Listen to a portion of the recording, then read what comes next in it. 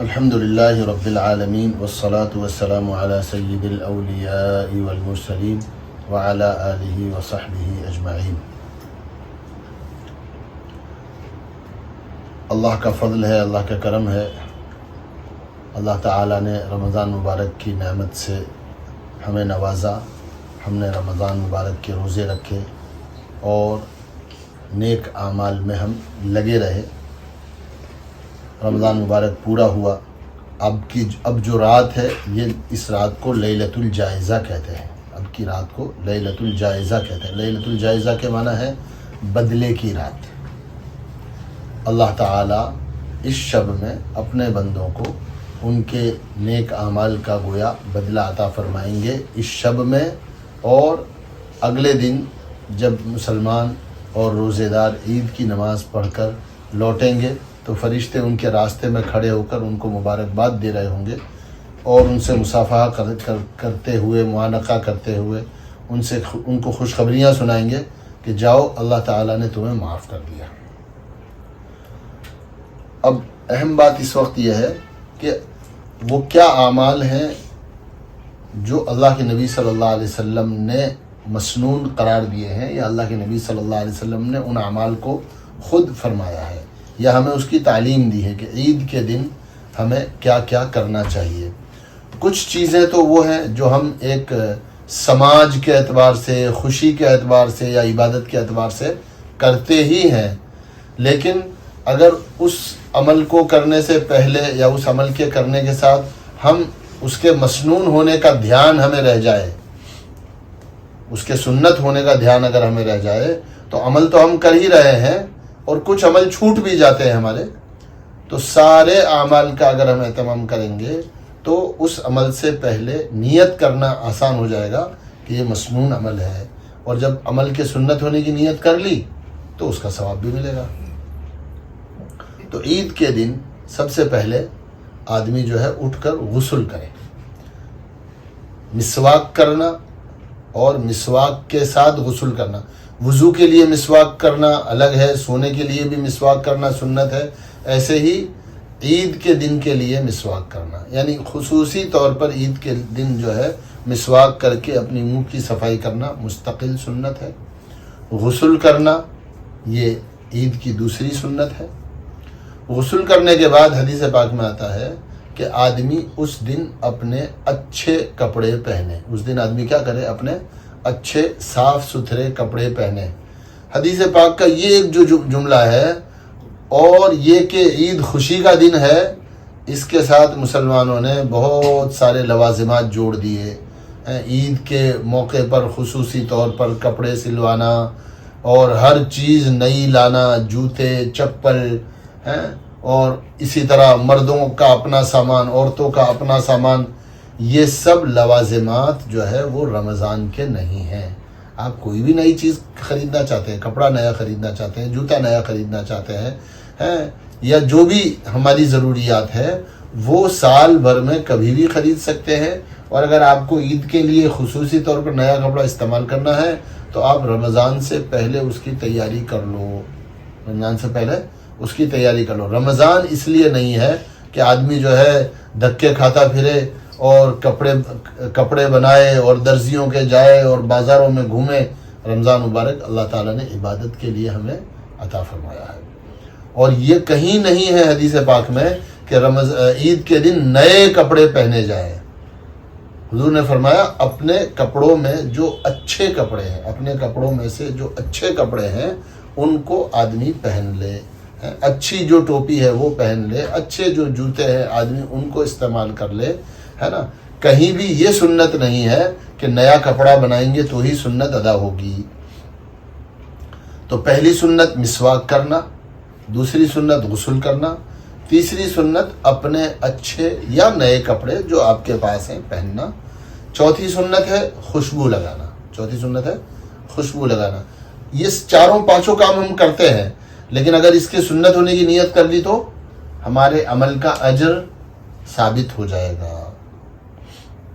پانچویں چیز، عیدگاہ جانے سے پہلے کوئی میٹھی چیز، کھجور، چھہارا یا مٹھائی یا جیسے ہمارے یہاں معمول ہے شیر خورما، دودھ، کھیر وغیرہ کا، ایسی کوئی میٹھی چیز کھا کر جانا یہ جانے سے پہلے سنت ہے۔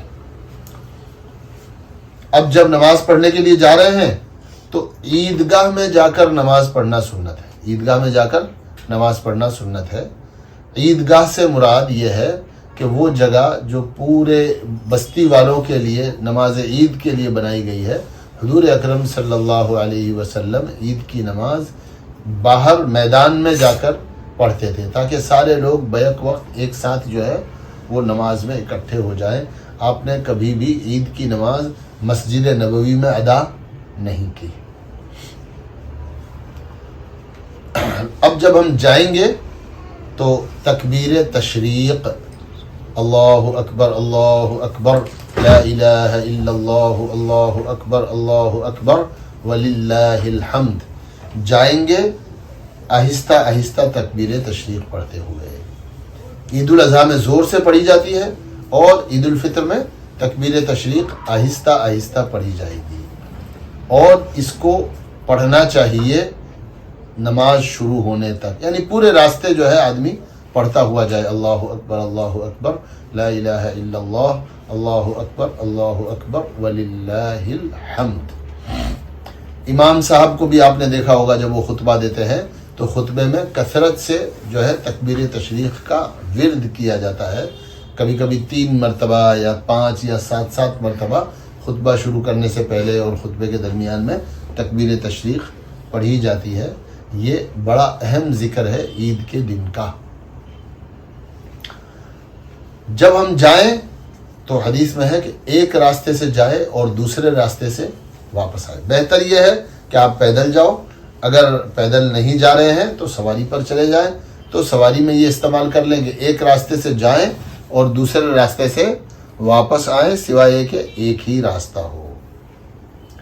اس دن عید کی نماز سے پہلے کوئی نفل نماز نہیں ہے، نہ گھر پہ نہ مسجد میں جا کر، یعنی اشراق کی نماز عید کی نماز سے پہلے نہیں پڑھیں گے، نہ مرد پڑھیں گے نہ عورتیں پڑھیں گی۔ سمجھ میں آ رہی بات؟ آج ایک بڑی نماز ہے، اس لیے اس بڑی نماز سے پہلے مردوں کے لیے بھی یہ ہے کہ بھئی وہ کوئی بھی نفل نماز نہیں پڑھیں گے، نہ گھر پر اور نہ ہی مسجد میں جا کر۔ عید کی نماز ہو گئی، اب گھر جا کر آپ نفل نماز پڑھ سکتے ہو۔ مسجد میں عید کے بعد بھی، خطبہ عید کے بعد بھی نفل نماز پڑھنا منع ہے، اور عید کی نماز پہلے ہوتی ہے اور خطبہ جو ہے وہ بعد میں ہوتا ہے۔ تو خطبہ جو ہے اس کو اہتمام سے سننا، خطبے کو اہتمام سے سننا، یہ اللہ کے نبی صلی اللہ علیہ وسلم کی مؤکدہ سنت ہے۔ اب جب نماز پوری ہو گئی تو معمول ہے لوگوں کا ایک دوسرے کو مبارکباد پیش کرتے ہیں، تو مبارکباد پیش کرنا یہ تو صحابہ رضی اللہ عنہ مجمعین سے ثابت ہے۔ تقبل اللہ منا ومنکم، ہے نا، یا بارک اللہ، اللہ تمہیں برکت عطا فرمائے، یا اللہ تمہارے اعمال کو اور نیکیوں کو قبول فرمائے، ہے نا۔ تو اس طرح سے ان الفاظ کے ساتھ یا اپنی زبان میں اپنے الفاظ کے ساتھ اپنے مسلمان بھائیوں کو مبارکباد دینا یہ جائز ہے۔ خوشی کا موقع ہے تو خوشی کے اس موقع پر مبارکباد دینے کی اجازت ہے۔ رہا معانقہ کرنا، گلے لگنا یا گلے ملنا، یہ گلے ملنا جو ہے یہ سنت سے ثابت نہیں ہے، لیکن پھر بھی اگر لوگ گلے ملتے ہیں تو گلے ملنے میں کوئی حرج نہیں ہے۔ یہ سوچ لیا جائے، یہ ذہن میں رکھا جائے کہ یہ مسنون عمل نہیں ہے، لیکن ہمارے آپس میں ایک دوسرے کو مبارکباد دینے یا ایک دوسرے کے ساتھ خوشی کو شیئر کرنے کا طریقہ ہے۔ تو جب تک کوئی چیز ناجائز نہیں کرتے، معاشرے میں اگر کوئی چیز ہو رہی ہے تو شریعت اس کو زبردستی روکتی نہیں ہے کہ ہر معاشرے میں اور ہر جگہ پر مبارکباد دینے کا، خوشی کرنے کا یا خوشی پیش کرنے کا یا خوشی میں شریک ہونے کا کوئی نہ کوئی طریقہ ہوتا ہے۔ اب وہ اکیلا سلام بھی ہو سکتا ہے، یا بارک اللہ ہو سکتا ہے، تقبل اللہ منا ومنکم ہو سکتا ہے، یا معانقہ ہو سکتا ہے، یا جیسے معانقے کے بعد بھی ہم ایک دوسرے کے گھروں پر جاتے ہیں اور گھروں پر جا کر ملتے ہیں اور کچھ میٹھا اور کھانا پینا شیئر کرتے ہیں. یہ سب خوشی میں شریک ہونے اور مبارکباد دینے کا ہی طریقہ ہے، اس میں کوئی حرج نہیں ہے، تو کرنا چاہیے. اور لیکن یہ ساری چیزیں مسنون نہیں ہیں. حضور کبھی عید کے بعد کسی کے گھر گئے ہوں اور شیر خورما کھایا ہو، ایسا روایات میں ہمیں نہیں ملتا ہے. تو سلام کریں، مبارکباد پیش کریں، مصافحہ کریں، معانقہ کرنا چاہے معانقہ بھی کر لیں.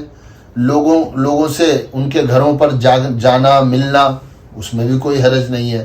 ایسے ہی عید کے دن بڑے چھوٹوں کو کچھ نہ کچھ ہدیہ تحفہ دیتے ہیں عیدی کے نام سے یا خوشی کے طور پر، تو وہ بھی مسنون نہیں ہے، لیکن اس کی بھی گنجائش ہے. دور جو رشتہ دار رہتے ہیں ان کو فون کے ذریعے سے ہے نا جو ہے مبارکباد دی جائے. تو یہ وہ اعمال ہیں جو کچھ مسنون اعمال تھے اور کچھ لوگوں کو ان کی خوشی میں شریک ہونے اور ان کو مبارکباد دینے کے طریقے ہیں. تو یہ وہ اعمال ہیں جن کو ہمیں کرنا چاہیے. اور کسی بھی ایسے عمل سے جو گناہ کا کام ہے، اللہ کی نافرمانی کا کام ہے، مبارکباد دینے میں ہے نا، یا خوشی منانے میں، کوئی بھی اس طرح سے خوشی منائی جائے کہ جس خوشی میں گناہ ہو ہے نا، اللہ کی نافرمانی ہو، تو ایسی خوشی کی اجازت نہیں ہے. اللہ تعالی ہمیں عمل کی توفیق نصیب فرمائے. سبحان اللہ بحمدہ، سبحانک اللہم و بحمدک، نشہد ان لا الہ الا انت، نستغفرک و نتوب الیک.